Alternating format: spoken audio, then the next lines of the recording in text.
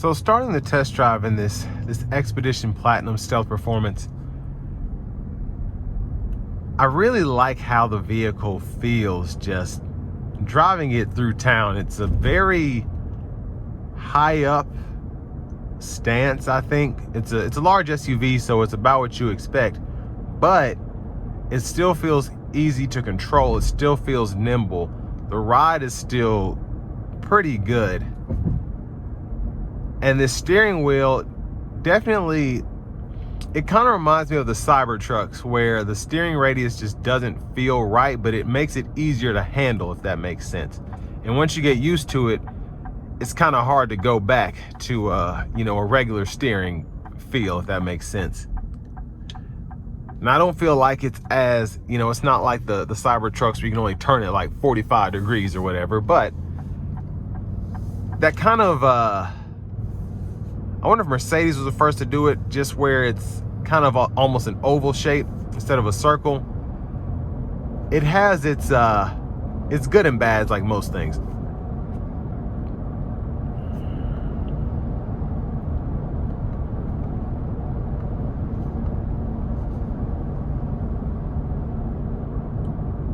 Now, another thing that can be kind of a nuisance, but again, once you get used to it, it makes sense, is adjusting your pedals and then your steering wheel while you're coming down the road. Because especially if you can't see that screen, it just feels kind of weird. But again, once you get used to it, it makes a lot of sense, I think. But just an overall comfortable vehicle in terms of the ride quality, in terms of the controls, how everything feels, specifically in this Platinum. Feels very plush in here.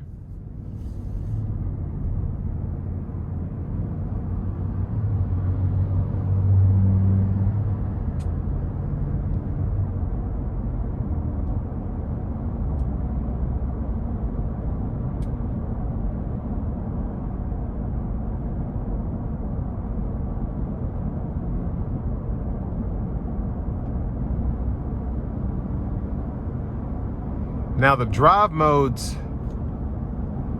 again, that's something else, kind of like on the Escalade, where I wish it was here, but once you get used to it being on the left side, it's like, okay, I guess I can do that. But you get your normal, tow haul, eco, sport, and then your slippery and off-road.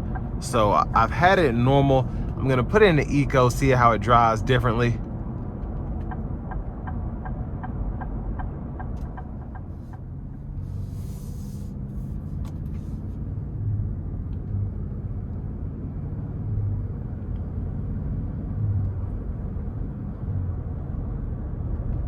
Yeah, the eco mode feels more tame.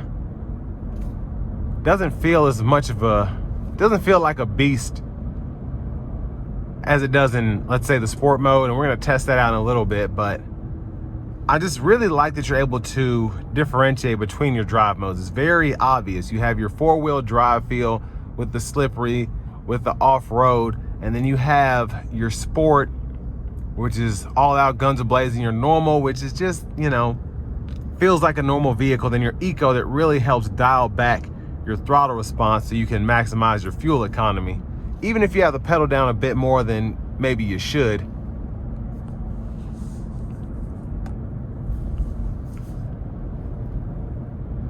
But again, the overall ride is very plush. Even on this bumpier stretch of road here, when I hit bumps, I can feel them, but they're not jarring me. They're not borderline hurting me as I come down the road, so that's nice.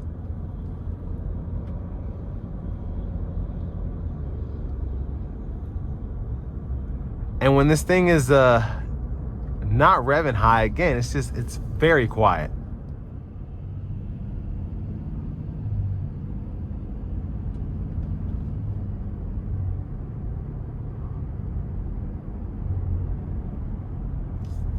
Now we're gonna put it in a sport mode and see how this thing does getting on the highway.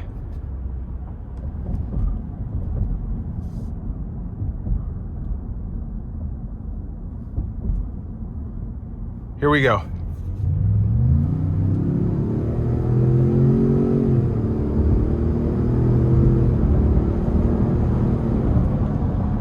Yeah, it's quick, it is quick. and didn't really thrash it because this is a new vehicle. Didn't give it a lot, but still the turbo, especially in sport mode, those turbos like to get going. But I want to give another huge thanks to Ford Lincoln of Franklin for allowing me to review this vehicle today. I'll leave a link below in the description. If you're looking to find the best possible price on one of these closer to home, click that second link down below. It takes just a minute to fill out your information, and I'll make sure the local dealers are fighting to get to the best price on this or whatever new vehicle you might be interested in. Now, I do like having the Blue Cruise system here. I love having the hands-free driving, adaptive cruise, lane centering. I don't have to touch the wheel every so often with this package here.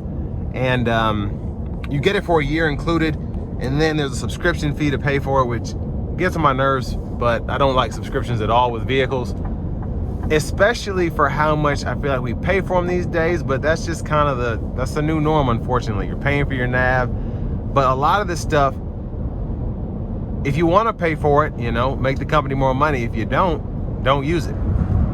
On my Mach-E, I use the lane centering there, but I just touch the steering wheel every so often, so I don't have to use the Blue Cruise subscription, and that's just me. But overall, as a vehicle, I think this is pretty solid. It's very nice, very plush, about on par with a Yukon, with a Wagoneer, even with an Armada these days, QX80, in terms of a large luxury SUV. So yeah, I mean, Ford did their thing with this Expedition. So all that being said, this will bring me to the end of my review of this 2025 Ford Expedition Platinum Stealth Performance.